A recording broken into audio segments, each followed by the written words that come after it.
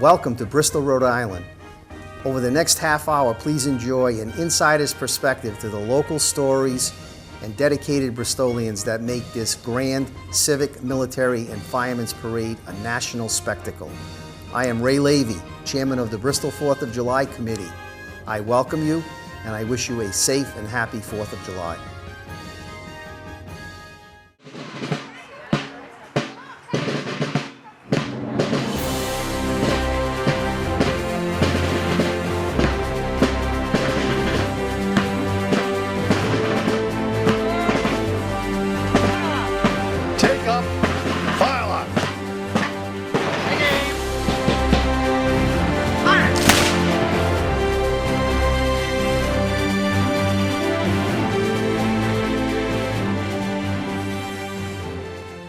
Hi, I'm ABC6 News anchor John DeLuca. And I'm ABC6 News anchor Alexandra Cowley. Since 1785, all roads have led to Bristol on the 4th of July for the oldest continuous Independence Day celebration in the nation.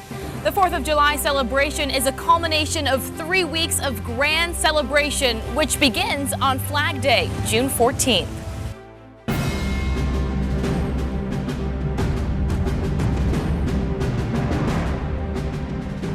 The legal separation of the 13 original colonies from Great Britain actually happened on July 2nd, 1776. The original resolution of independence was by Richard Henry Lee of Virginia, declaring the United States independent from Great Britain.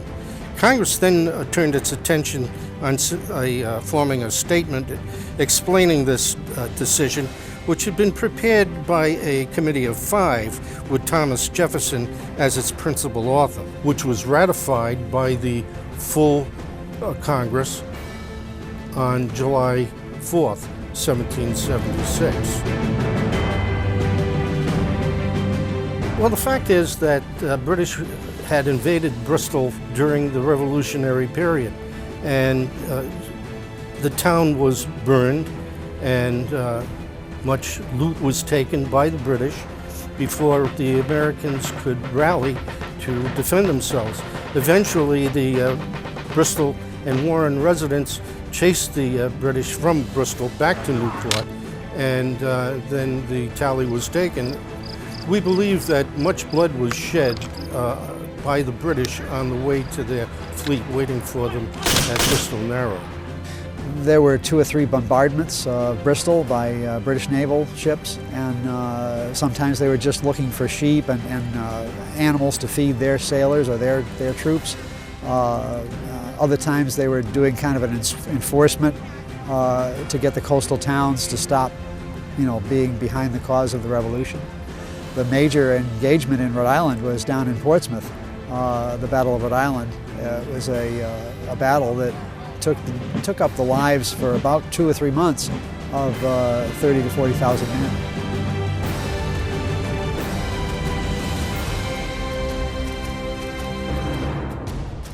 The celebration actually started as a grassroots movement in 1785, and it was begun by Reverend Dr. Henry White. He was the Congregationalist minister. He was also an actor in the Revolutionary War. So when he came to Bristol and took over the Congregational Church, the war was still raging, but he decided it was time to celebrate the Constitution. So it was in 1815 that the town council appointed its first celebration committee.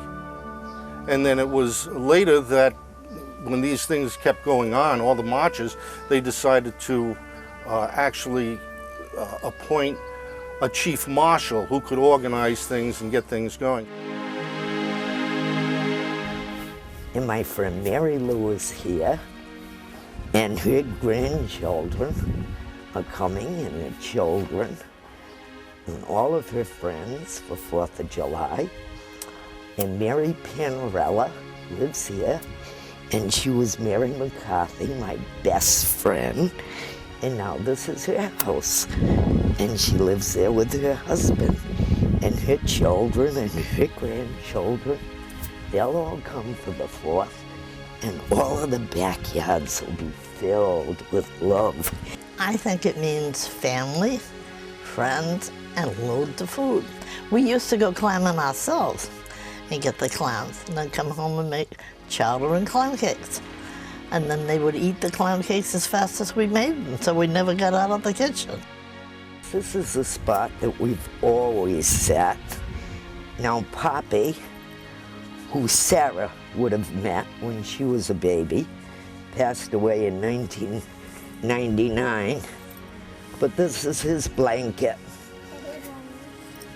And we'd sit, all of the guests here. The kids would all get a flag and a balloon, and Poppy was the glue that kept it all together. Pop loved 4th of July. He'd get up and he'd run down Hope Street, you know, walking back and forth, looking up all his old friends, all his old neighbors. He was in his glory. He loved that. Then he'd come home and he'd say, "Are you gonna go up to the corner?" And I said, "No, I'm not going up to the corner," because we were cooking, you know. But I mean, he would do that, I don't know how many times during the day, and I'd finally say, "When I hear the band, that's when I'm gonna go up to the corner," not 1 minute before, because we were busy cooking here. But 4th of July was his day. He loved 4th of July. And he'd keep everybody happy till the parade came down here, and we'd all be excited with cold drinks and hats to keep the sun off our head. Old friends would come from the city, my mother's friends, my father's friends, my friends, then family on top of that. The children would enjoy the carnival, we would enjoy the parade, and of course, I mean, we would enjoy the food, and then the fireworks at night. So it hasn't changed that much, it's just got bigger. And when I was a little older than you know how you love Little House on the Prairie? I love Davy Crockett, King of the Wild Frontier. And he came right up the street, and I had a camera. First time I was taking a big picture. And I was gonna take my very best picture ever of Davy Crockett. And I got it right in the center, and it was perfect. And I said, yes!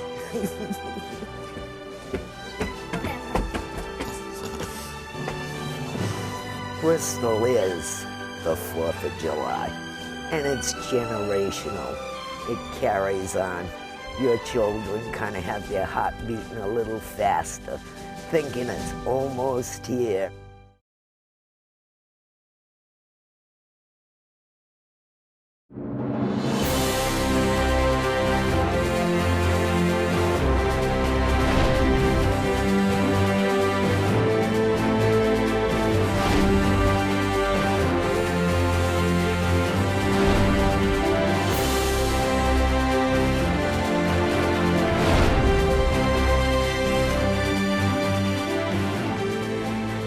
Welcome back to Reflections of the 4th. I'm ABC 6 News morning anchor Doreen Scanlon. And I'm morning anchor Michael Cross. In Bristol and throughout our great land, June 14th is Flag Day. Flag Day commemorates the adoption of the flag of the United States, which happened by resolution of the Second Continental Congress in 1777. It also marks the beginning of Bristol's grand celebration of our nation's independence.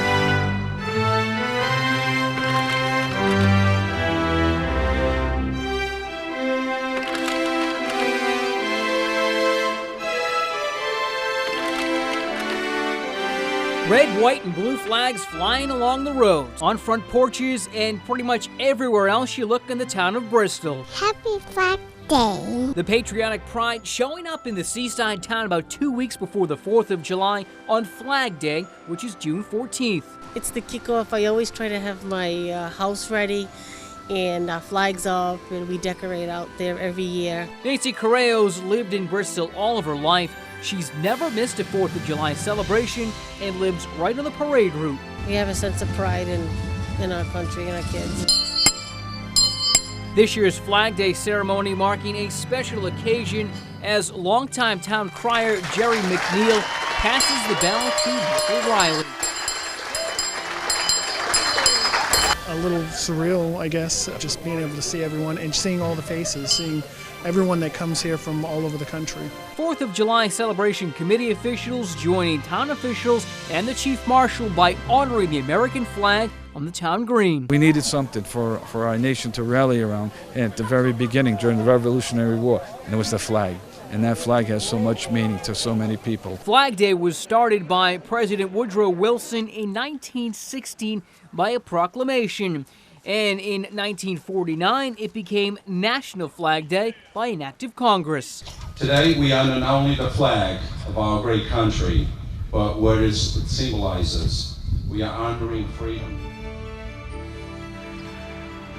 Every year, Bristol celebrates the annual Miss 4th of July and Little Miss 4th of July pageant at the Mount Hope High School Auditorium. I'm ABC 6 News anchor Liz Tufts.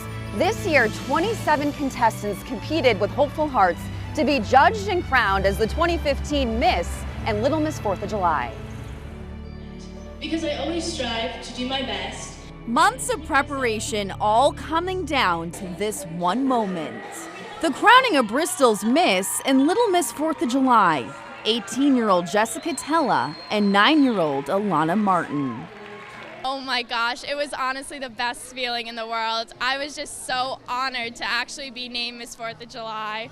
I was really shocked that I got the Little Miss 4th. 27 girls vied to be parade queens. It's a big honor. But putting the pageant together is no picnic. It's like a big puzzle. We put pieces of it together throughout the year. The competition opens with a musical number, then comes the judging. The girls dress up in evening wear, and each answers a question drawn at random. I could have the birthday party of my dreams. I would have a huge ice cream bar with unlimited candy toppings. If I could be president of the United States for a day, I would definitely address a parade. Some poor children.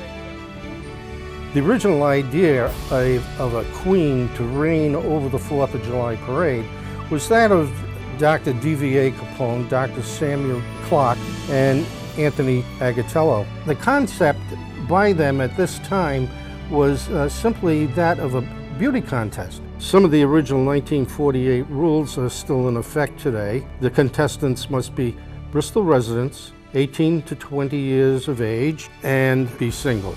So the winners of the first contest, so-called beauty contest, was awarded a silver cup by the committee, $50, which is good money in those days, and a bolt of gabardine cloth by Collins and Aikman. A standing ovation in a sea of red, white, and blue for Bristol's next 4th of July Chief Marshal, State Representative Raymond Gallison. I can't tell you how happy I am. Gallison will be heading the town's 230th Independence Day celebration. The 4th of July Committee's general chairman makes the selection months in advance. The job of Chief Marshal is the town's highest honor. It's an accolade that most people in Bristol dream about.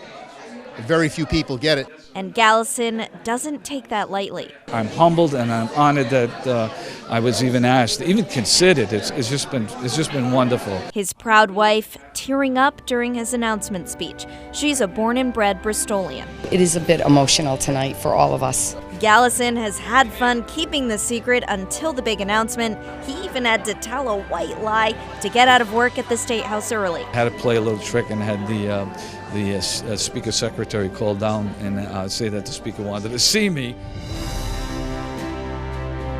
It's a huge honor to be asked to be the Patriotic Speaker at the 4th of July Parade in Bristol, because this is the center of the universe as far as patriotic speaking is concerned. Bristol is a synonym for community. I have never been in a place that is, on the one hand, so disparate in the nature of its inhabitants, and so together in its commitment to the idea of Bristol. And I think it is the 4th of July parade and the celebration that ties this community together. The speakers have very often, and most often, been from the local area, but occasionally have come from all over the country. But I think the most common theme has been for people who have been here for a very long time from the standpoint of their own ancestry. Descendants of Roger Williams, people who came over on the Mayflower. And I am a new citizen. I was born in Canada. I was on the other side during the war. And I think I speak for many residents of Bristol who are themselves new residents, new citizens, about the notion that patriotism is not something you necessarily inherit.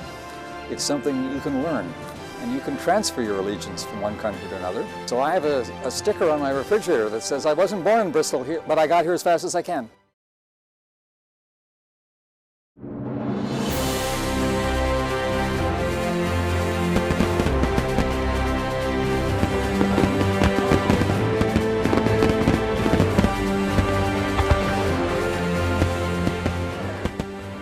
Welcome back to Reflections of the Fourth Celebrating Bristol. I'm ABC 6 News anchor Melissa Randall. For more than 20 years, Jerry McNeil has been Bristol's town crier, leading the charge on Independence Day. This year, he's handing over those duties to a new, equally dedicated Bristolian.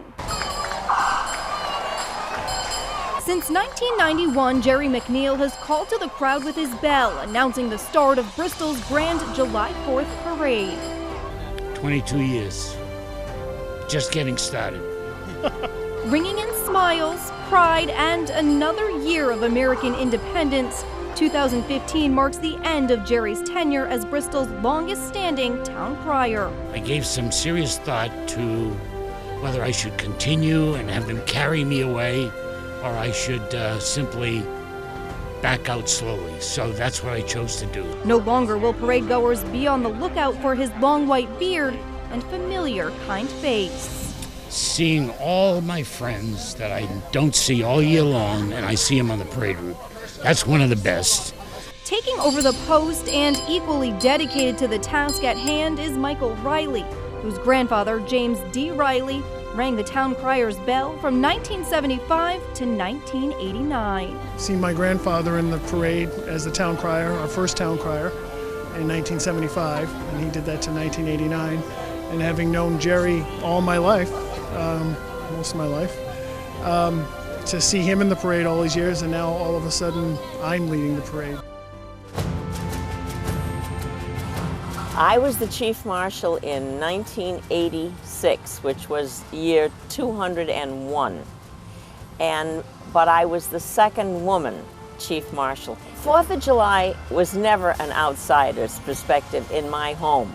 In my family. My mother was born on the 3rd of July, and so we celebrated it on the 4th. And from the time I can remember, 4th of July was such a special day. There were 2 days, Christmas and 4th of July. And even when it was much smaller in scope than it is now, it was always so special. My mother thought it was all for her, and she didn't really, but she acted as if she did. And my Aunt Teresa Donovan, who was the first woman ever to be a chief marshal back in 1957. I think she thought she invented it, because I don't think there was ever a parade that she wasn't in from the time she was young. She started the Bristol High School Band back in the 30s, the Colt Memorial High School Band, marched in the parade with the kids. That's when the band had 25, 30 kids in it. Sometimes she'd play the bass drum in the band if she couldn't get a kid that could march. So our family just ate up 4th of July like you wouldn't believe. And it's like having been president of the United States. You're always Mr. President till the day you die. And you've always been a chief marshal. It lives with you the rest of your life. I mean, the average person passing me on the street doesn't know that, doesn't care. But I mean, when things go on, when there are festivities, you know, and they introduce all the former chief marshals, you know, and you're one of them. It's really, really exciting, really exciting. And to have been the second one after my, you know, a member of my family is really, really great.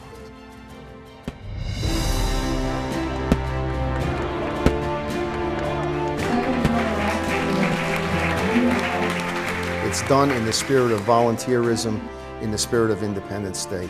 We all are dedicated to keeping Bristol in the forefront of the Independence Day celebration in the United States.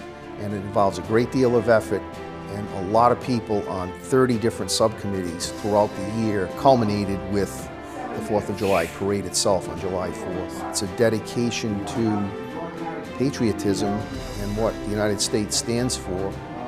And we celebrate the day, and we celebrate our independence. There's 120 or so different personalities that have their own ideas of how things should be conducted.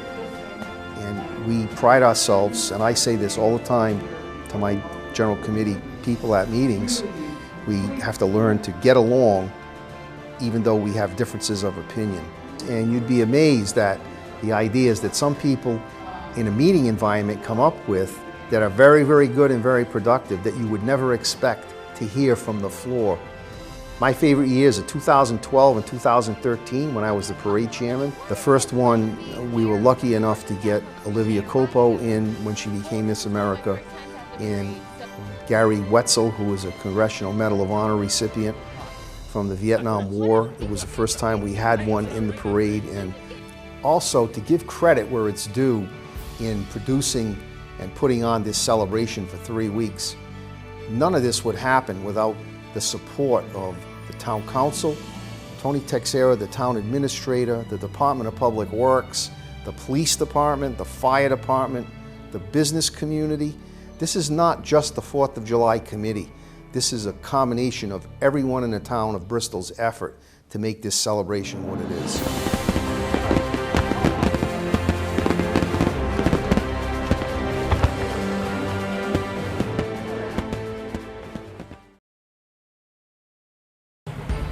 Thank you for joining us for another beautiful 4th of July here in Bristol, home to our nation's oldest continuous Independence Day celebration. We hope you enjoyed reflections of the 4th Celebrating Bristol, our tribute to a long-standing tradition of community, a nation's proud history, and the people that make it all possible. Happy 4th of July! On the shores of Narragansett is a town we all hold dear. For her girls and geese and onions, won fame for many a year. Lafayette and General Washington came to this grand old town.